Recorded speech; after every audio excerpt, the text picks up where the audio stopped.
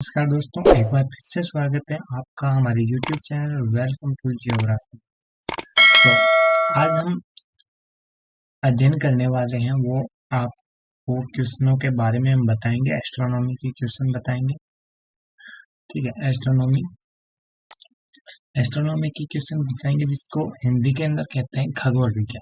यानी खगोल विज्ञान से संबंधित हम 20 महत्वपूर्ण प्रश्नों की चर्चा करेंगे। ठीक है, और आप कमेंट करके बताना कि आपके क्वेश्चन है वो कितने सही हुए हैं। ठीक है, और इससे जुड़ी हम और भी जानकारी आपको देते रहेंगे। तो शुरू करते हैं। अपना जो पहला सवाल है वो है कि ऐसा आकाशीय पिंड जिसके पास अपनी ऊष्मा और प्रकाश हो कहलाता है। मतलब ऐसा आकाशीय पिंड हमारे जो आकाश में दिखाई देते हैं वे ऐसे पिंड जिनके पास अपनी ऊष्मा हो और अपना प्रकाश हो वह कहलाता है। क्या कहलाता है? ग्रह कहलाता है, तारा कहलाता है, क्षुद्र ग्रह या उपग्रह। तो क्या कहलाता है? तो आप सभी को पता होगा कि किसके पास होती है अपनी ऊष्मा और प्रकाश? किसके पास होता है? तारे के पास में। तो अपना राइट आंसर हो जाएगा ऑप्शन बी, तारा। यानी तारा है उसके पास अपनी ऊष्मा होती है और अपना प्रकाश होता है। जैसे ठीक है, और दूसरा क्वेश्चन है कि तारे का ईंधन किस अवस्था में होता है? तो तारे का ईंधन किस अवस्था में होता है? ठोस, द्रव्य, गैस, प्लाज्मा, कौन सी अवस्था में? तो तारे का जो ईंधन है वो होता है प्लाज्मा अवस्था में। कौन सी अवस्था में? प्लाज्मा अवस्था के अंदर होता है तारे का ईंधन किस रूप में होता है? प्लाज्मा अवस्था में होता है।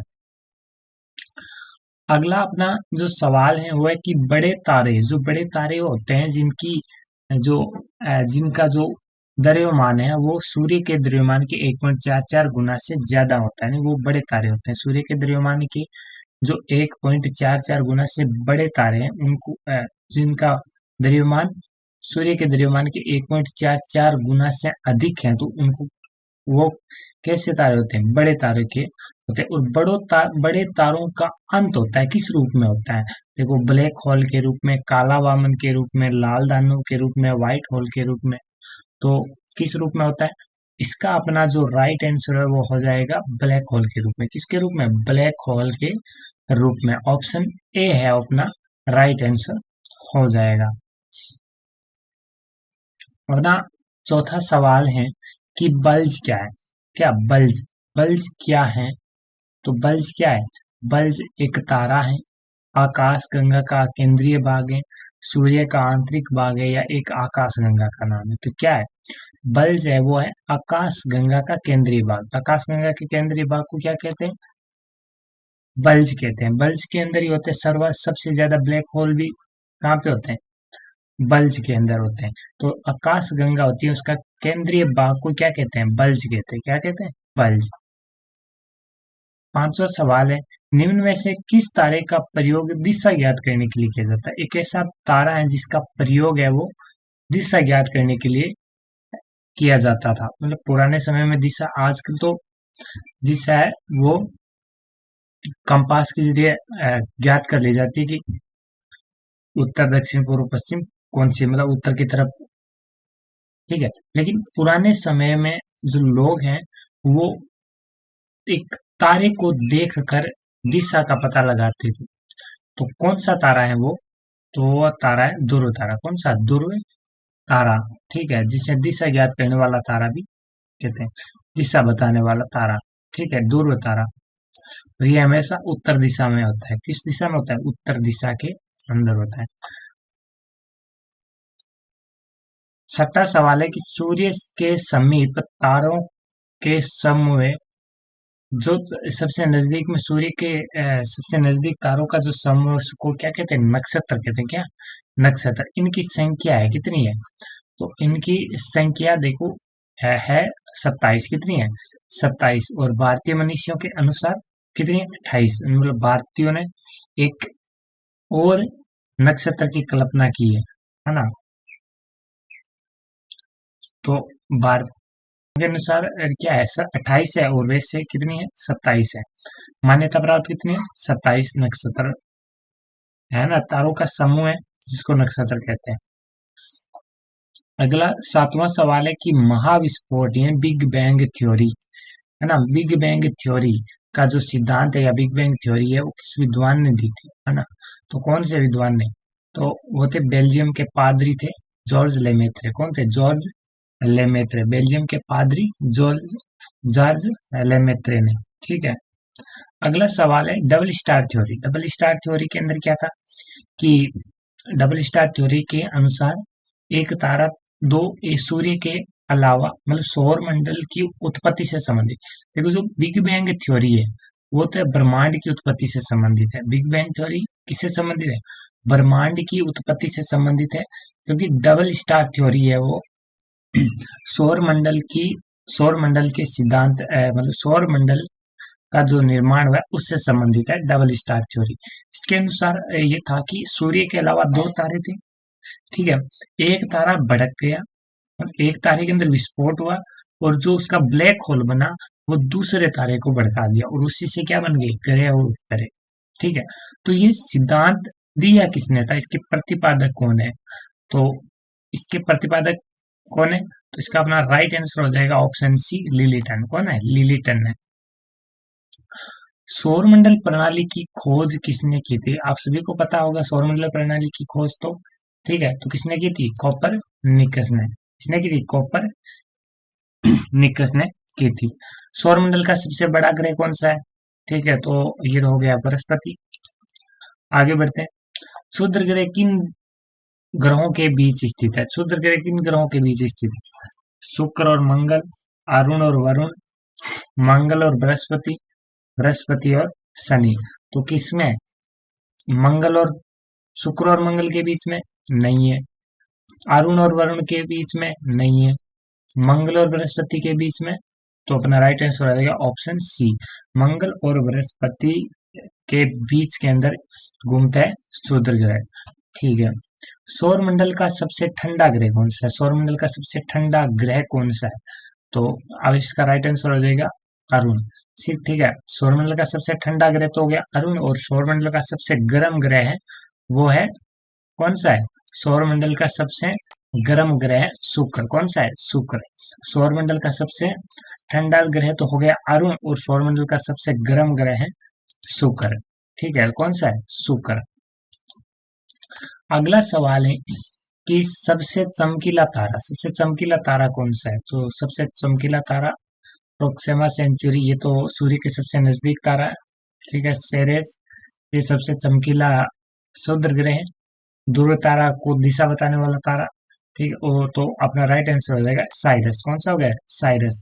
ठीक है। इसमें देखिए क्षुद्र ग्रह के बारे में मैंने आपको बता दिया कि जो दिशा बताने वाला तारा है क्षुद्र ग्रह। अगला अपना सवाल है सूर्य के सबसे नजदीक तारा कौन सा है? सूर्य के सबसे नजदीक तारा कौन सा है? तो इसका अपना राइट आंसर हो जाएगा प्रोक्सिमा सेंचुरी। कौन सा है? प्रोक्सिमा सेंचुरी है वो सूर्य के सबसे नजदीकी तारा है। ठीक है। अगला सवाल है पृथ्वी के सबसे नजदीक तारा। ठीक है। सूर्य के सबसे नजदीक तारा प्रोक्सिमा सेंचुरी है। तो पृथ्वी के सबसे नजदीक तारा कौन सा है? ठीक है। तो इसका अपना जो राइट आंसर है वो हो जाएगा सूर्य। क्यों हो जाएगा? क्योंकि सूर्य भी तो एक तारा है। सूर्य से सबसे नजदीक पूछे तो प्रोक्सिमा सेंचुरी होगी, लेकिन पृथ्वी से सबसे नजदीक तारा तो सूर्य ही है क्योंकि सूर्य खुद भी एक तारा है। ठीक है। वो हमारे नजदीक है इसीलिए बड़ा दिखता है और दूसरे तारे हैं वो हमसे बहुत दूर है इसीलिए छोटे छोटे दिखते हैं। ठीक है। तो पृथ्वी के सबसे नजदीक तारा कौन सा है? सूर्य हो गया। अगला सवाल है कि सूर्य ग्रहण होता है। ठीक है। सूर्य ग्रहण कब होता है? अमावस्या के दिन होता है। ठीक है। और चंद्र ग्रहण होता है पूर्णिमा के दिन। ठीक है। लेकिन क्या प्रत्येक अमावस्या को सूर्य ग्रहण होता है? ठीक है। तो इसका अपना राइट आंसर हो जाएगा ऑप्शन सी। क्यों हो जाएगा?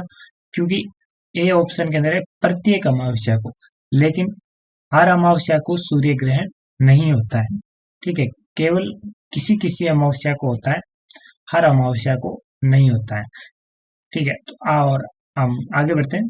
अगला जो अपना सवाल है वो है कि पृथ्वी अपने अक्ष पर झुकी हुई है। कितने डिग्री झुकी हुई है?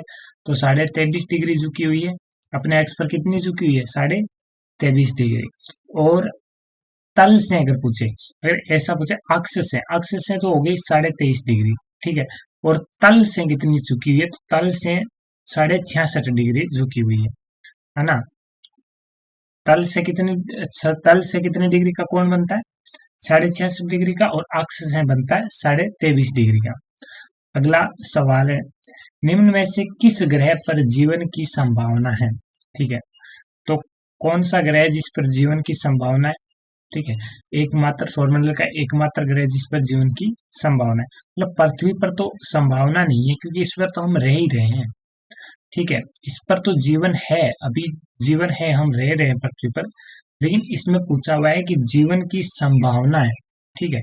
तो किस ग्रह पर है, मंगल पर। क्यों, क्योंकि ये इनका मंगल का और पृथ्वी दोनों क्या है, आपस में बहुत मतलब कॉमन चीज रखते हैं, ठीक है। तो इसीलिए देखो,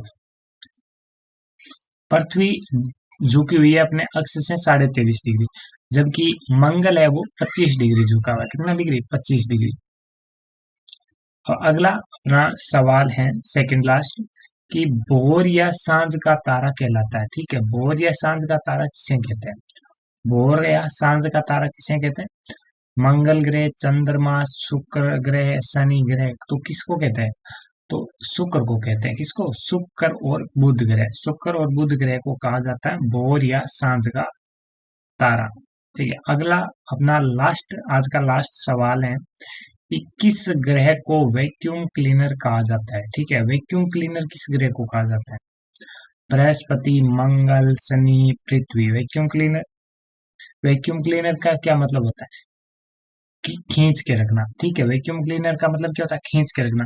जो वैक्यूम क्लीनर होता है, वो वैक्यूम क्लीनर का कार्य क्या होता है कि कहीं पर हम ऐसी जगह होती है कार के अंदर, और मान लो तो हम वैक्यूम क्लीनर का इस्तेमाल करते हैं धूल को खींचने के लिए, ठीक है। तो धूल मिट्टी होती है, कचरा वचरा होता है, वो क्या कर लेता है, इसको खींच लेता है ना। तो खींच के रखता है, खींच खींच लेता है, क्योंकि वहां पर कार में बहुत सारी ऐसी कार में हम झाड़ू नहीं लगा सकते, सीट वगैरह पर क्या झाड़ू लगाएंगे, तो उस समय हमारे काम आता है वैक्यूम क्लीनर, ठीक है। तो वैक्यूम क्लीनर किस ग्रह को कहा जाता है, वैक्यूम क्लीनर का मतलब हो गया खींच के रखने वाला, ठीक। तो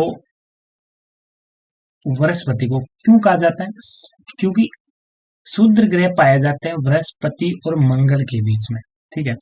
मंगल, पृथ्वी, शुक्र, बुध और सूर्य के गुरुत्वाकर्षण के कारण क्या क्षुद्र ग्रह मतलब मंगल की तरफ आने लगते हैं, ठीक है। उनको खींच के रखता है बृहस्पति, ठीक है। तो इसीलिए इसको क्या कहा जाता है, वैक्यूम क्लीनर। बृहस्पति को क्या कहा जाता है, vacuum cleaner. Thank you for watching. अगर आपने अभी तक मेरे चैनल को सब्सक्राइब नहीं किया तो सब्सक्राइब कर लीजिए, ठीक। और कुछ दिनों के बाद मैं YouTube पर मैं वीडियो डालता हूँ, इसके लिए माफी चाहता हूँ क्योंकि कुछ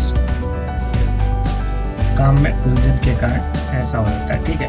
लेकिन अब मैं कोशिश करूँगा कि जल्द से जल्द दूसरा वीडियो डालता रहूँ। एस्ट्रोनॉमी से संबंधित